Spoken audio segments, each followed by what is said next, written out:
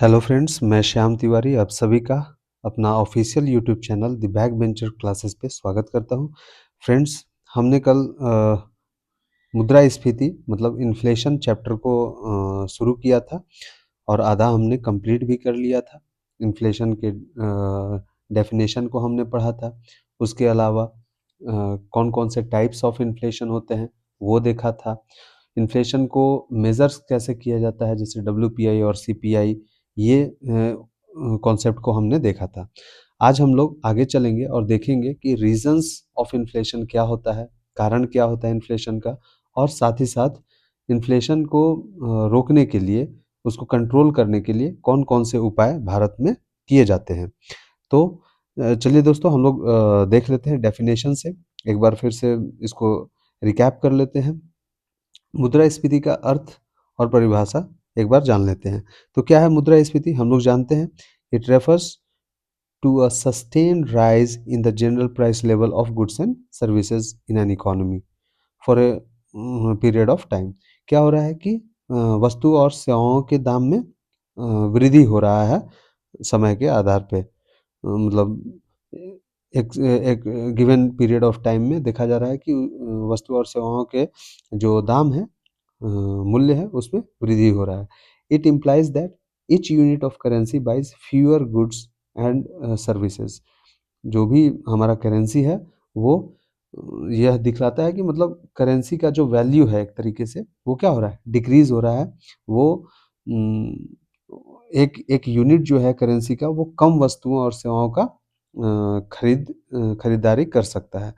तो यहाँ पे दिखलाता है कि करेंसी का जो वैल्यू है वो डाउन जा रहा है, जो कि हमने कल देखा भी था।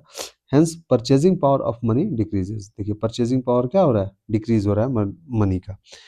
देन मॉडरेट इन्फ्लेशन इज मतलब यहाँ पे ये कहने का मतलब यही है कि जो मॉडरेट इन्फ्लेशन होता है वो इकोनॉमी के लिए सही होता है, अर्थव्यवस्था के लिए ठीक होता है। वहीं पे अगर हाइपर इन्फ्लेशन होता है तो वो इकोनॉमी को डिस्टेबलाइज करता है। ये हमने कल देखा भी था, कल के वीडियो में। आपने नहीं देखा तो उसको ज़रूर वॉच करें। And then measured commonly through indices like, मतलब इसको जो मापा जाता है वो कौन-कौन से इंडिसेस से मापा जाता है? होलसेल प्राइस इंडेक्स और कंज्यूमर प्राइस इंडेक्स से इन्फ्लेशन को हम मेज़र करते हैं। ये हमने कल देखा हुआ था। बस आपको एक रिकैप देना था तो दे दिया मैंने।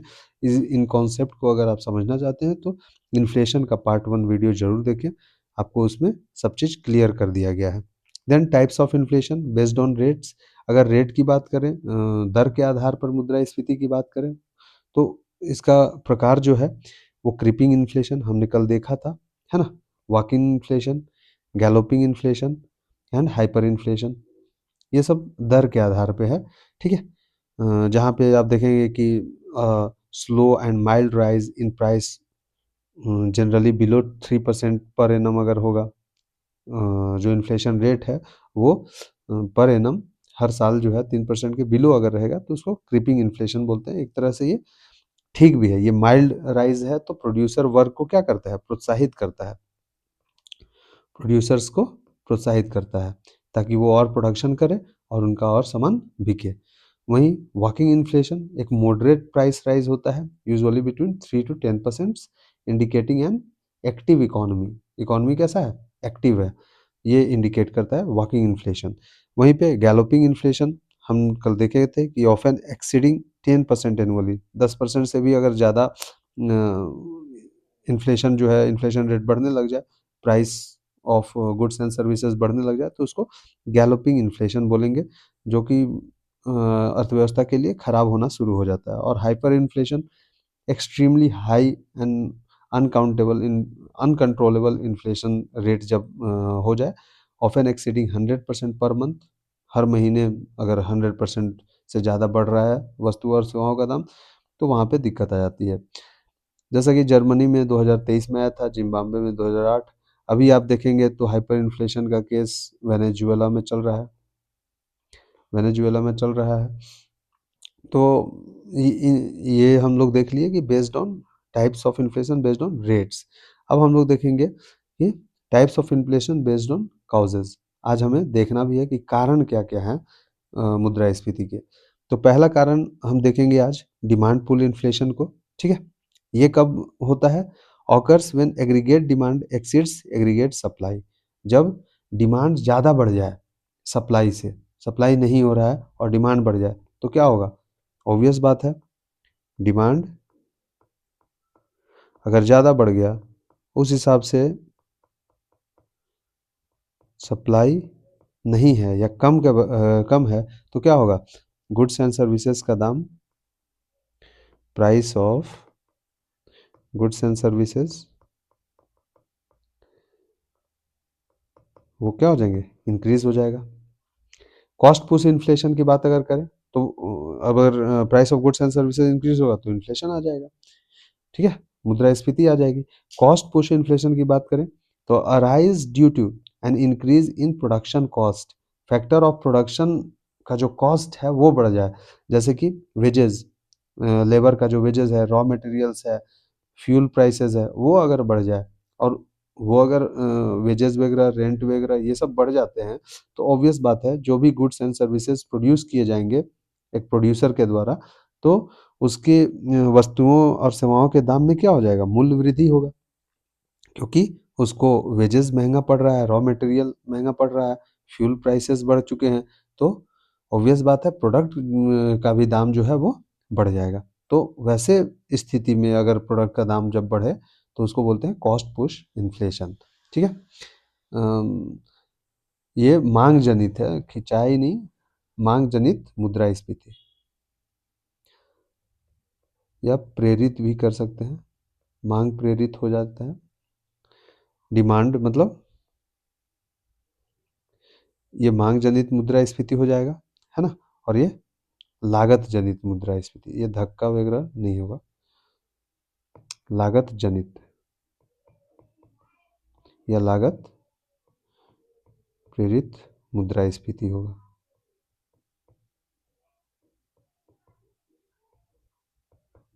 ठीक है? अब आता है स्ट्रक्चरल इन्फ्लेशन। स्ट्रक्चरल इन्फ्लेशन क्या है भाई?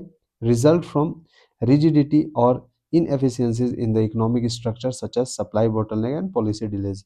ये क्यों होते हैं? स्ट्रक्चरल जो संरचनात्मक कारण हैं मुद्रास्फीति के, वो क्यों हैं?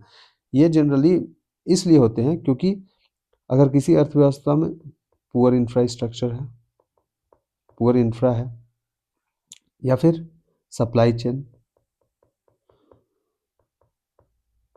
सप्लाई चेन बॉटलनेक है,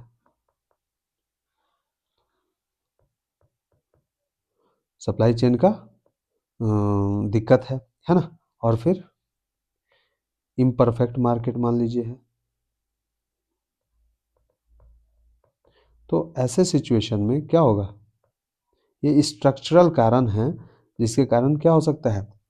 इन्फ्लेशन किसी भी देश में आ सकता है। पुअर इंफ्रास्ट्रक्चर है, मतलब सप्लाई चेन बॉटलनेक है, जो सप्लाई हो रहा है चीज़ों का, गुड्स एंड सर्विसेज का, वो डिले हो रहा है, टाइमली नहीं हो रहा है, तो ये सब कारण हो सकते हैं क्या? स्ट्रक्चरल कारण। इसके फैक्टर्स क्या आगे हो सकते हैं? स्ट्रक्चरल इन्फ्लेशन के, संरचनात्मक मुद्रास्फीति के फैक्टर्स क्या हो सकते हैं? फैक्टर रिस्पॉन्सिबल, इसके फैक्टर रिस्पॉन्सिबल्स हो सकते हैं। पहला है कि उत्पादन में कमी हो रहा है, उत्पादन में क्या आ रहा है? कमी हो जाए। मान लो उत्पादन नहीं हो रहा है, तो वस्तुओं और सेवाओं का दाम क्या होगा? बढ़ जाएगा। दूसरा क्या है? मान लीजिए प्राकृतिक आपदा आ जाए, प्राकृतिक आपदा आ जाए, ठीक है? तो भी जो वस्तुएं और सेवाओं का जो सप्लाई है वो क्या हो जाएगा? रुक जाएगा। काला बाजारी ज़्यादा अगर बढ़ जाए, ज़्यादा कम की बात नहीं है, काला बाजारी अगर बढ़ जाए, तो भी क्या होगा? ये स्ट्रक्चरल रीज़न हो जाएगा इन्फ्लेशन बढ़ने का, ठीक है? एक हमने पढ़ा डिमांड पुल इन्फ्लेशन, है ना? मांग जनित मुद्रास्फीति, कॉस्ट पुश इन्फ्लेशन, मतलब लागत जनित मुद्रास्फीति, और संरचनात्मक मुद्रास्फीति। ये 3 चीज़ होते हैं। अभी हम लोग और मतलब मोर ब्रीफ में देखेंगे डिमांड पुल इन्फ्लेशन को, मांग जनित, इसको मांग जनित मुद्रास्फीति कर लेंगे। क्या कह रहा है? Demand pull inflation occurs when aggregate demand in an economy outstrips aggregate supplies. जब मुद्रास्फीति तब होता है जब किसी अर्थव्यवस्था में कुल मांग कुल आपूर्ति से अधिक हो जाती है। ठीक है। Causes includes increased consumer spendings, अगर मान लीजिए कंज्यूमर जो भी है उसका स्पेंडिंग इंक्रीज हो जाता है। ये इंक्रीज क्यों होगा? जब सभी लोगों के पास जॉब्स होंगे। गवर्नमेंट एक्सपेंडिचर, गवर्नमेंट भी उतना ही खर्च कर रही है। देन इन्वेस्टमेंट अगर बढ़ रहा है हमारे देश में, एक्सपोर्ट्स ज़्यादा हो रहे हैं, तो ये सब क्या हो सकते हैं? ये कारण हो सकता है किस चीज़ का? डिमांड पुल इन्फ्लेशन का। एक्सपोर्ट बढ़ता है तो हमारे पास पैसा आता है। इन्वेस्टमेंट कोई बाहर देश का आदमी यहाँ पे ला के करता है तो भी पैसा आता है। रोजगार आता है, रोजगार आता है तो लोगों के पास पैसा आता है, लोगों के पास पैसा आता है तो वो डिमांड करते हैं ज़्यादा से ज़्यादा। ठीक है। तो ये सब चीज़ क्या है? कॉजेज है ना? मांग जनित मुद्रास्फीति के ये सब कॉजेज हैं। जैसे डेफिसिट फाइनेंसिंग वगैरह भी होता है। डेफिसिट फाइनेंसिंग क्या हो गया?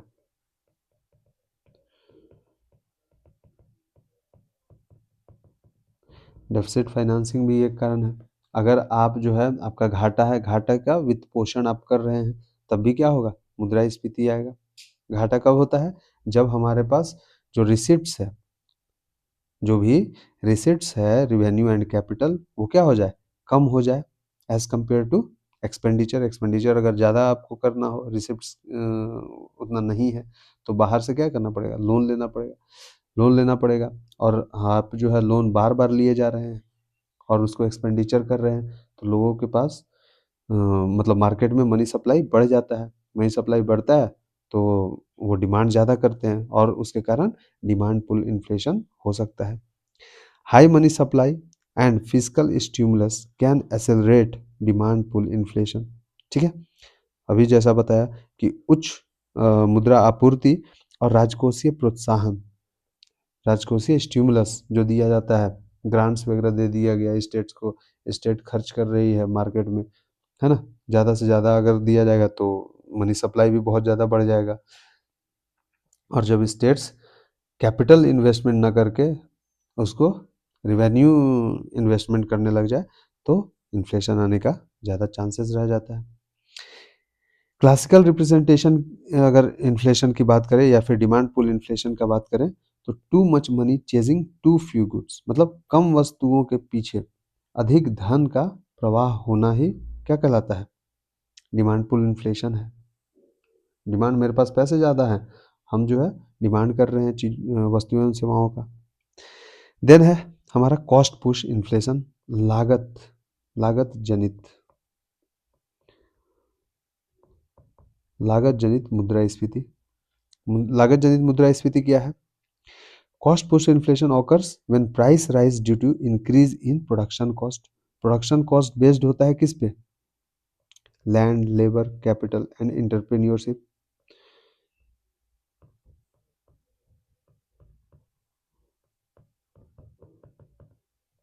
And entrepreneurship.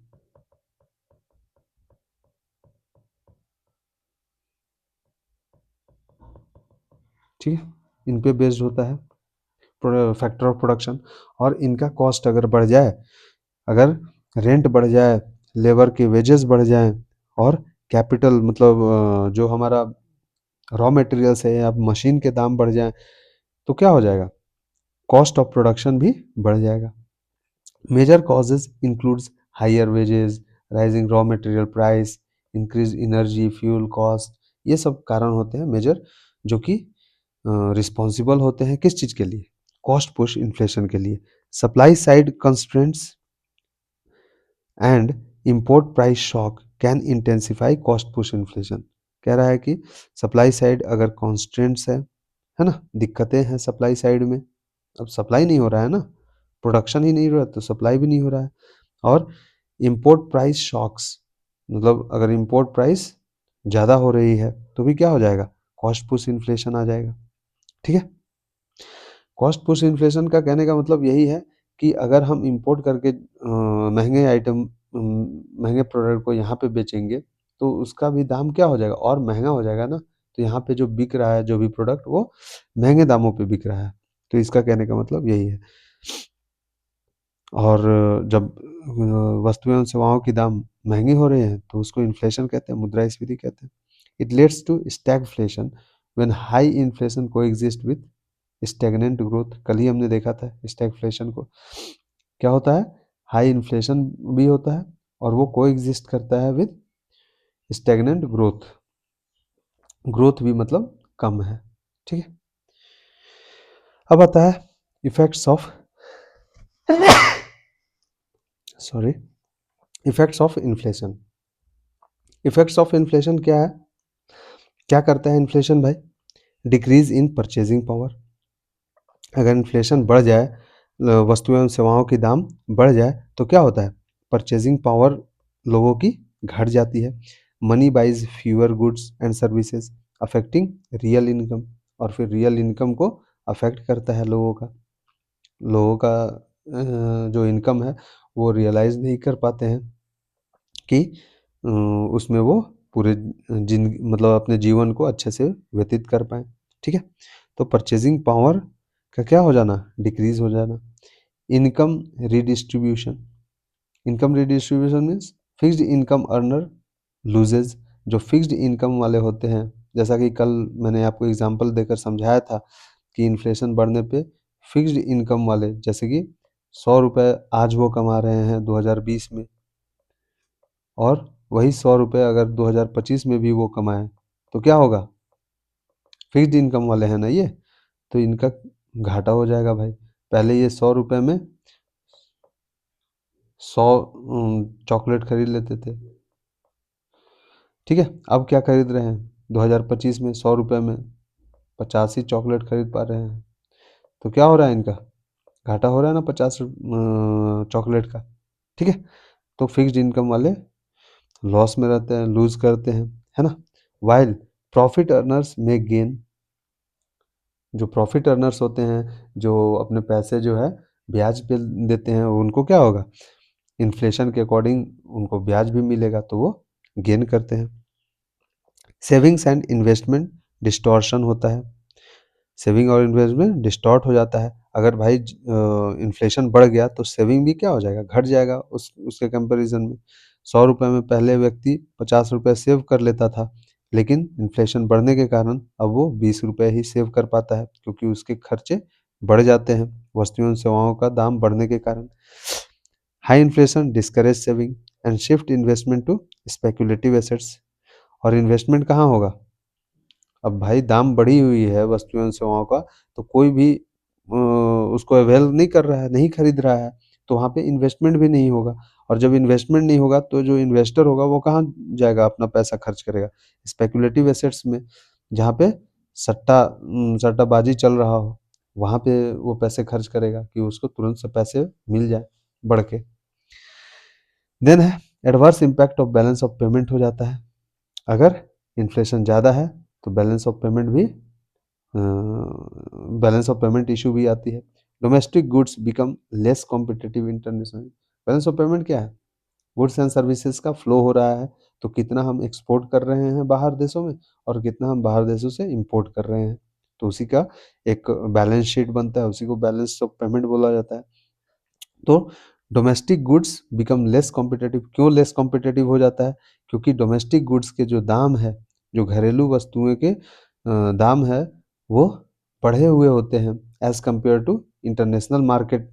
अंतर्राष्ट्रीय स्तर पे जो गुड्स एंड सर्विसेज के दाम है उसके कंपैरिजन में, तो वहाँ पे क्या होगा? हमारे प्रोडक्ट को अंतर्राष्ट्रीय बाजार में कोई नहीं खरीदेगा, उस प्रोडक्ट को खरीदा जाएगा जो कि सिमिलर है और कम दाम में भी उनको दिया जा रहा है, ठीक है। नेक्स्ट है, अगर आपको ये समझ में आ रहा है तो आप कमेंट में ज़रूर यस लिखें, है ना। नेक्स्ट हम लोग चलते हैं मेजर्स टू कंट्रोल इन्फ्लेशन। कौन कौन से मेजर्स लिए जाते हैं इन्फ्लेशन को कंट्रोल करने के लिए, मुद्रास्फीति को कंट्रोल करने के लिए कौन कौन से नीतियाँ या उपाय जो है ली जाती है। तो पहला है कंट्रोल ऑफ क्रेडिट।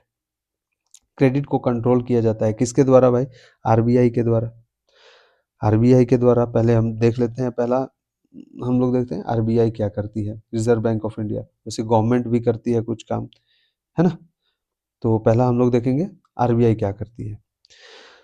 तो आरबीआई यूज करती है कुछ टूल्स को, जिसको आरबीआई जो है 2 तरीके के टूल यूज करती है आरबीआई। एक होता है क्वांटिटेटिव टूल्स,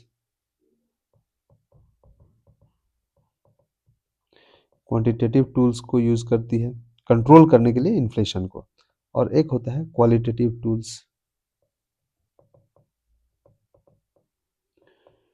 गुणात्मक, जिसको बोलते हैं गुणात्मक उपाय।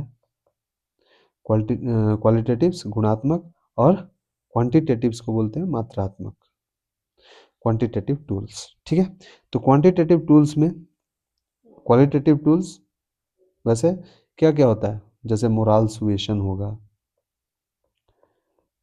मोरल सुएशन मतलब नैतिक निर्देश दिया जाएगा बैंकों को कि आप जो है ज़्यादा पैसों को मार्केट में फ्लो नहीं करने दो, उसको नैतिक निर्देश देके कम करने की हिदायत दी जाएगी। नेक्स्ट है, अगर नेक्स्ट बात करें तो डायरेक्टिव्स दिए जाएंगे, डायरेक्टिव्स बोले तो दिशा निर्देश दिया जाएगा, है ना?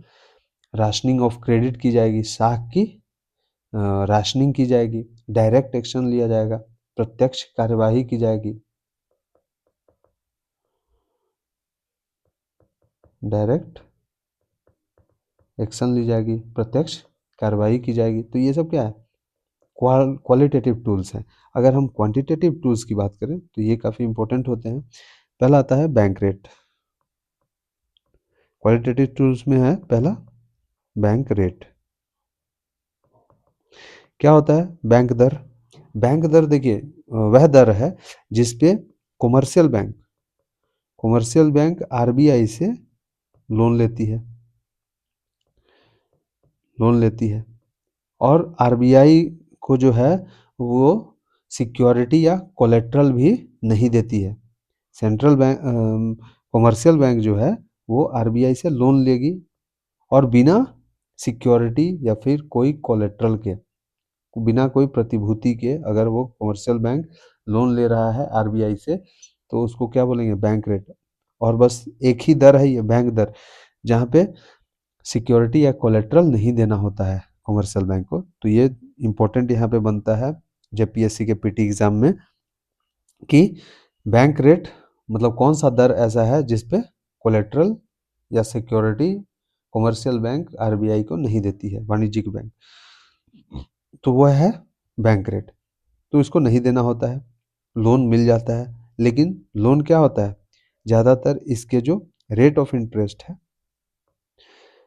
रेट ऑफ इंटरेस्ट वो हाई होते हैं, और ये लॉन्ग टर्म के लिए होता है, ये लॉन्ग टर्म के लिए दीर्घकालिक ऋण होता है ये, और दरें जो हैं इसकी अधिक होती है, ये आपको ध्यान में रखना है। फिर आता है MSF, second is MSF, marginal standing facility rate, marginal standing facility rate इसको बोलते हैं।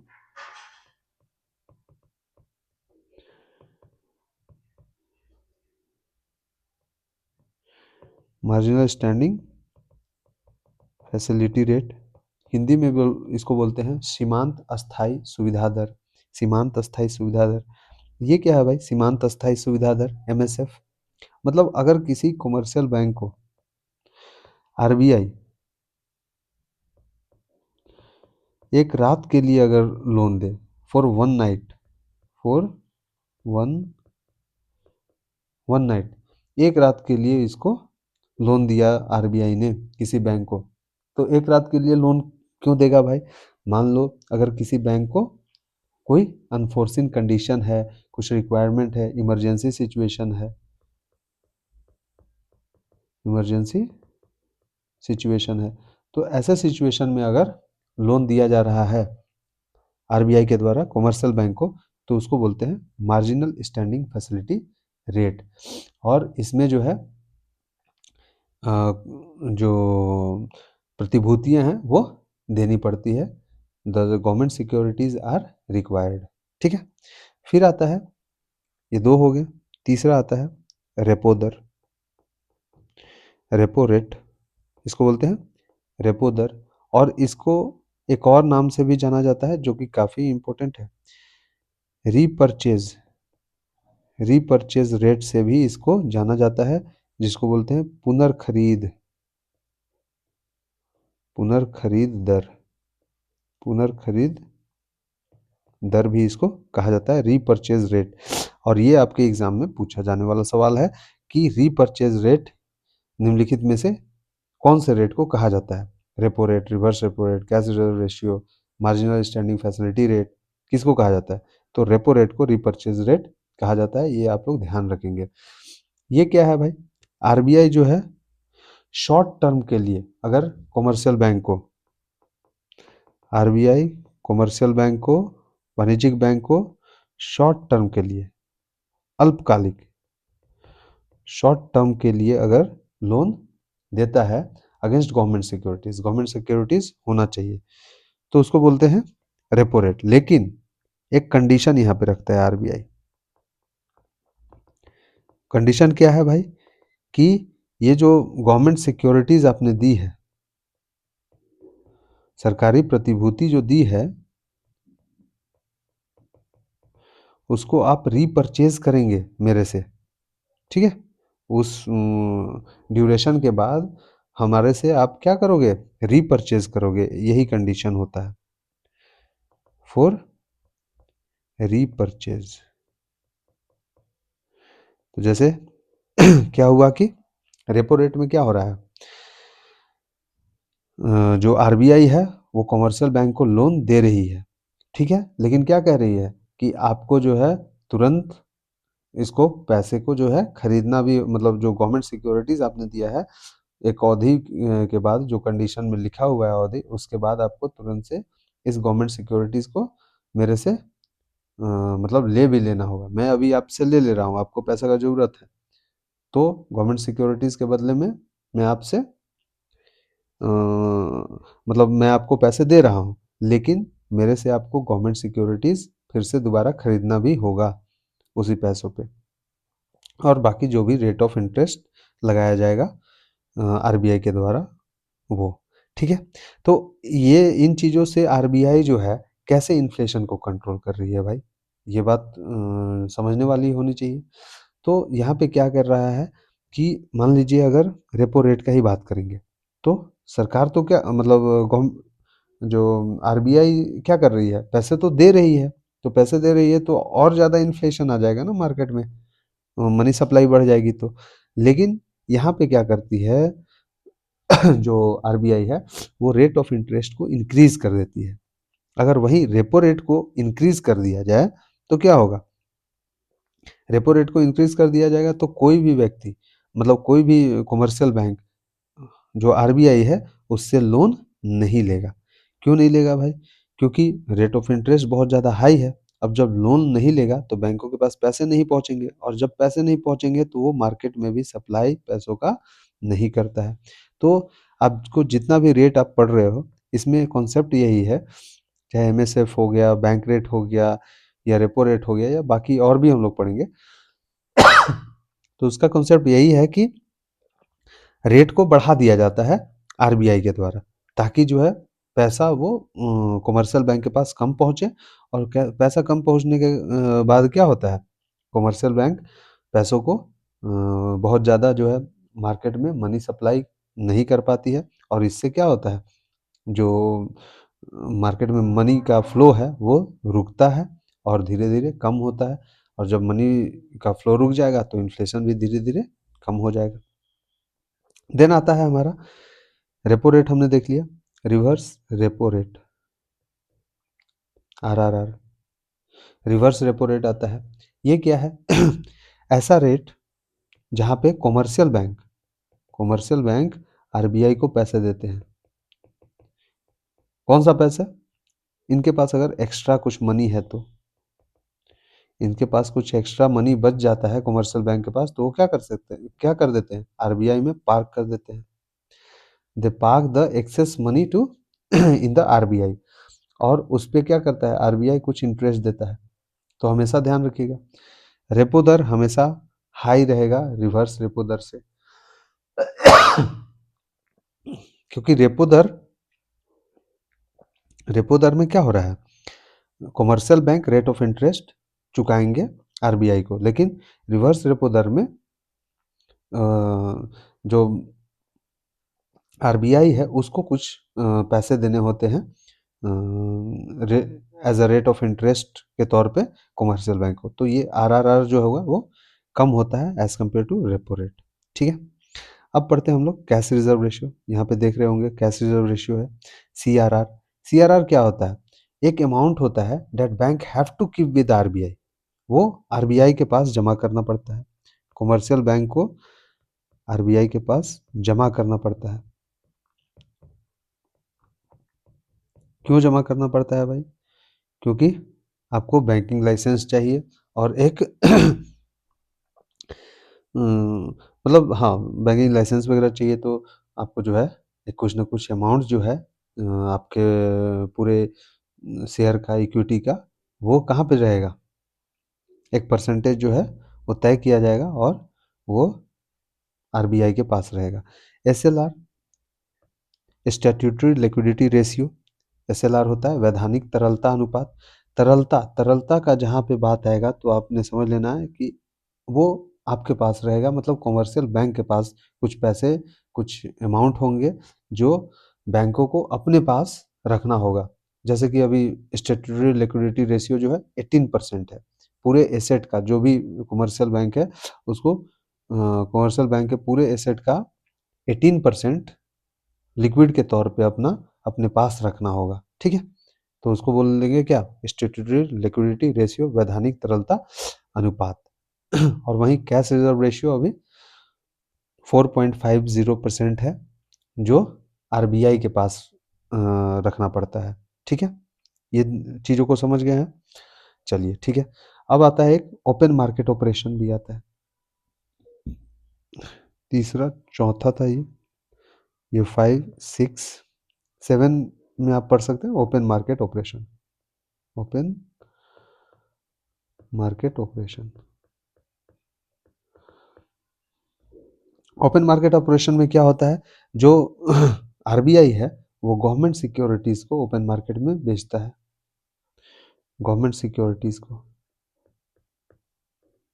ठीक है, गवर्नमेंट सिक्योरिटीज को बेचता है, और ये गवर्नमेंट सिक्योरिटीज क्या करता है, गवर्नमेंट सिक्योरिटी बेचेगा तो लोग जो है पैसे लगाएंगे गवर्नमेंट सिक्योरिटीज में, तो जो मार्केट में पैसे हैं वो कहाँ पे चले जाएंगे, आरबीआई के पास चला जाएगा। तो आरबीआई के पास जाएगा तो क्या होगा, जो इन्फ्लेशन है, मनी सप्लाई है मार्केट में वो कम हो जाएगा, और इन्फ्लेशन भी उसी हिसाब से कंट्रोल कर लिया जाएगा आरबीआई के द्वारा। तो ये सारे टूल्स जो हैं वो आरबीआई यूज़ करती है सो दैट कि इन्फ्लेशन को कंट्रोल किया जाए। तो ये तो आरबीआई की बात रही। जैसे यहाँ पे देख ही सकते हो ओपन मार्केट ऑपरेशन में buying and selling of government securities है ना। Bank rate policies, increasing bank rate discourage borrowing and reduce inflationary pressure. जैसा कि मैंने बताया भी, ये सब बैंक रेट हो गया, मार्जिनल स्टैंडिंग फैसिलिटी रेट हो गया, या फिर रेपो रेट हो गया, रिवर्स रेपो रेट हो गया, CRR, SLR, then open market operation, ये सारे चीज़ों का मतलब मकसद यही है कि इन्फ्लेशन को कंट्रोल करके रखना है। और इन्फ्लेशन को कितना से कितना प्रतिशत में रखना है, मॉनेटरी पॉलिसी कमेटी का क्या है, उर्जित पटेल का रिकमेंडेशन 4 ± 2%, इसके बीच में इन्फ्लेशन को रखना है। हमने कल मॉनेटरी पॉलिसी कमेटी भी पढ़ा हुआ है, आपने नहीं देखा है तो पिछले वाले वीडियो में पार्ट 1 में आप जाकर ज़रूर देखें। और आपको अच्छा लग रहा है क्लास तो आप कमेंट में यस ज़रूर मेंशन करना। मेजर्स टू कंट्रोल इन्फ्लेशन, क्या मेजर्स है भाई, मुद्रास्फीति नियंत्रण के उपाय।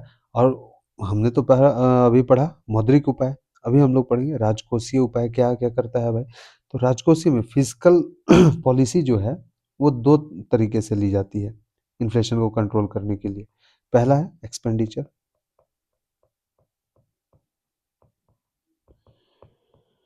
पहला है एक्सपेंडिचर एंड सेकंड है टैक्सेशन।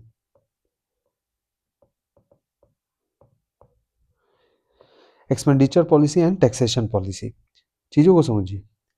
अगर इन्फ्लेशनरी मार्केट है, कोई भी कंट्री का मार्केट इन्फ्लेशनरी है, तो गवर्नमेंट क्या करेगी? एक्सपेंडिचर को बढ़ाएगी क्या? एक्सपेंडिचर को अगर बढ़ाती है गवर्नमेंट, तो होता क्या है कि मनी सप्लाई बढ़ता है, लोगों का रोजगार मिलता है, उनको उनके पास पैसे आते हैं, वो फिर डिमांड करते हैं वस्तु एवं सेवाओं का। तो अगर ये होगा तो क्या होगा?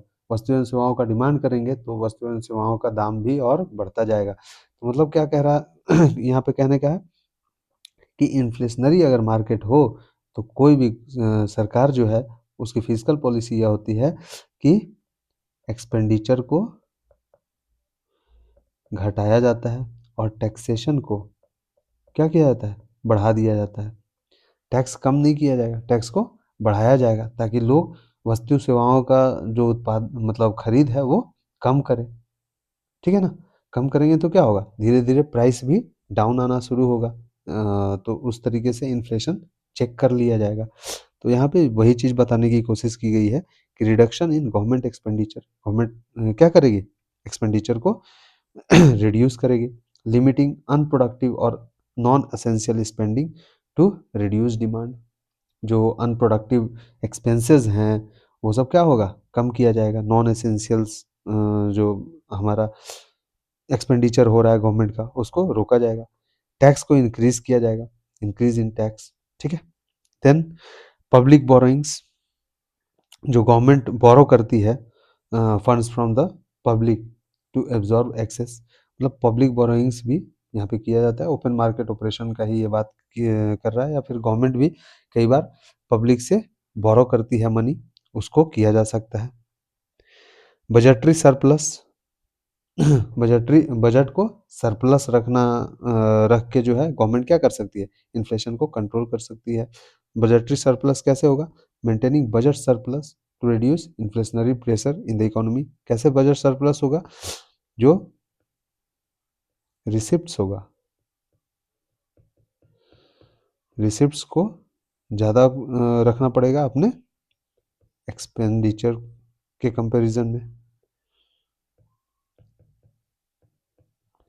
एक्सपेंडिचर के कंपैरिजन में। ठीक है। तो बजट सरप्लस होगा। तो ये हमने देखा मौद्रिक उपाय और राजकोषीय उपाय कंट्रोल कैसे करते हैं इन्फ्लेशन को। ठीक है, मुद्रास्फीति को, तो वो हमने देख लिया। अगर आपको अच्छा लग रहा है तो आप जरूर इसको लाइक और सब्सक्राइब करो, कमेंट में यस लिखो। इन्फ्लेशन एंड डिफ्लेशन, उसका कंपैरिजन एक बार देख लेते हैं कि क्या होता है inflation and deflation. Inflation refers to sustain rise in the general price level. क्या हो रहा है? जो गुड्स एंड सर्विसेज है, उसके प्राइस जनरल प्राइस लेवल में क्या हो रही है? बढ़ोतरी हो रही है, राइज हो रहा है। While deflation indicates a persistent fall in the price, और डिफ्लेशन वहीं आ जाए तो क्या होता है? जो गुड्स एंड सर्विसेज है उसके प्राइस में गिरावट हमें हमें देखने को मिलता है। Inflation reduces value of money, value of money को इन्फ्लेशन क्या कर देगा? रिड्यूस कर देगा। हमने देखा है कैसे जो आपके मुद्रा की जो वैल्यू है वो घट जाती है ड्यूरिंग इन्फ्लेशन, और डिफ्लेशन क्या करता है? इंक्रीज कर देता है मनी को, because of slow and may cause economic slow down, slow down भी कर सकता है इकोनॉमी को। अब ये कैसे इंक्रीज करेगा? जैसे कि पहले मान लीजिए 100 रुपये में आप 100 पेन खरीद लेते थे। चीज़ों को समझिए। अब क्या हो रहा है कि आप 100 रुपये में 200 पेन खरीदने लग जा रहे हैं, 200 पेन। ठीक है। अभी 100 रुपये में 100 पेन खरीदते थे, अभी 100 रुपये में 200 पेन खरीद रहे हैं, क्योंकि क्या हो रहा है? प्राइस जो है घट रहा है वस्तु एवं सेवाओं की। ठीक है ना? जो प्राइस है वस्तु सेवाओं की वो घट रही है, तो उसके कारण क्या हो रहा है? आप पेन जो है वो 200 ले ले रहे हैं अब 100 रुपये में ही, मतलब 50 पैसे का एक पेन मिलने लग जा रहा है, क्योंकि प्राइस कम हुआ वस्तु सेवाओं का। तो यहाँ पे क्या हो रहा है? मनी का वैल्यू जो है, वैल्यू ऑफ मनी, वो तो इंक्रीज हो गया, लेकिन इकोनॉमिक स्लो डाउन एक आगे चल के ये क्या कर सकता है? ला सकता है। अगर प्राइस बहुत ही ज़्यादा कम हो जाए तो जो प्रोड्यूसर वर्ग होंगे, जी वो समझिए, जो प्रोड्यूसर वर्ग होंगे वो क्या हो जाएँगे? हतोत्साहित हो जाएँगे, है ना? डिमोरलाइज़ हो जाएँगे।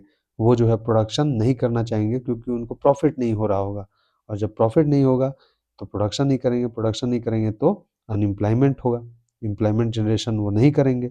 अनएम्प्लॉयमेंट होगा तो उससे क्या होगा? लोगों के पास पैसे नहीं आएँगे तो इकोनॉमी भी हमारी क्या हो जाएगी? स्लो डाउन हो जाएगी, है ना? आर्थिक मंदी आ सकता है इसके कारण, डिफ्लेशन के कारण। नेक्स्ट आते हैं, inflation benefits debtors and harms creditor. ये हमने कल देखा भी है कि किस तरीके से जो उधार लेता है उसको इन्फ्लेशन फायदा पहुंचाता है एज कंपेयर टू जो उधार देता है। Whereas deflation benefits creditor and harms debtor, और वहीं पे डिफ्लेशन में क्या हो जाएगा? उल्टा हो जाएगा कि जो भी कर्जदाता होगा, जो कर्ज दे रहा होगा, उसको बेनिफिट पहुंचेगा, जो कर्ज लेगा यहाँ पे उसको घाटा हो जाएगा भाई। Moderate inflation is healthy to growth. जो अगर इन्फ्लेशन मॉडरेट हो, धीमा हो, तो वो इकोनॉमी के ग्रोथ के लिए काफ़ी हेल्पफुल होता है। और वहीं पे डिफ्लेशन क्या होता है? Generally consider dangerous. डिफ्लेशन हमेशा डेंजरस ही होता है, ठीक है। कंक्लूजन की बात करें, कंक्लूजन आपका काफ़ी इम्पोर्टेंट है for the mains examination. Mains examination में, मेंस एग्जाम के लिए कंक्लूजन जो है काफ़ी इम्पोर्टेंट चीज़ है। इसको आपको ध्यान से मतलब ध्यान देकर पढ़ना है। और मैंने कल भी आपको कुछ कंक्लूजन बताए थे रिगार्डिंग इन्फ्लेशन। तो आज हमारा जो मतलब हम आज का टॉपिक का जो कंक्लूजन है वो इस तरीके से होगा कि inflation is a complex economic phenomenon influenced by demand, cost and policy factors. किसके द्वारा इन्फ्लुएंस किया जाता है इन्फ्लेशन को? डिमांड, कितना डिमांड हो रहा है, कॉस्ट क्या है, डिमांड पुल, कॉस्ट पुश हमने देखा ना, और फिर पॉलिसी फैक्टर्स के थ्रू जो है हम लोग क्या करते हैं, इन्फ्लेशन को या तो इंक्रीज करते हैं या डिक्रीज करते हैं। अगर हमारा पॉलिसी फैक्टर ठीक रहा तो हम उसको कंट्रोल करके रखते हैं। Moderate inflation supports growth, but excessive inflation Erode stability and purchasing power. जब एक मॉडरेट ग्रोथ मतलब इन्फ्लेशन हो रहा है मॉडरेट लेवल पे तो वो ठीक है, लेकिन वही हमारे परचेजिंग पावर को इरोड कर सकता है। कब? जब एक्सेसिव इन्फ्लेशन हो जाए तो, ठीक है। Effective control requires coordination between monetary and fiscal policies. राजकोषीय और मौद्रिक नीति का क्या होना चाहिए? समन्वय होना चाहिए इफेक्टिवली मुद्रास्फीति को कंट्रोल करने के लिए। तो ये आपका कंक्लूजन रहा। और जेपीएससी एस्पिरेंट के लिए ये है कि इन्फ्लेशन मैंने जो है अपने वीडियो के थ्रू इन्फ्लेशन क्या होता है, उसके कॉजेज़ क्या हैं, इफ़ेक्ट्स क्या हैं, कंट्रोल कैसे किया जाता है, इन सब को जो है हमने देखा, जो कि प्रीलिम्स और मेंस के लिए काफ़ी इम्पोर्टेंट होंगे। तो तब तक के लिए थैंक यू। आप जो है हमारे टेलीग्राम चैनल को ज़रूर जाकर ज्वाइन कर लें, ताकि वहाँ पे आपको जो डेली करंट अफेयर्स का कुछ हैंडआउट्स या फिर न्यूज़पेपर और जो मैं पढ़ा रहा हूँ उसका भी हैंडआउट्स आपको वहाँ पे अवेलेबल करा दिया जाता है। तो आप टेलीग्राम चैनल को ज़रूर ज्वाइन करें, लिंक डिस्क्रिप्शन बॉक्स में आपको मिल जाएगा। तो तब तक के लिए thank you for watching. Please comment and subscribe.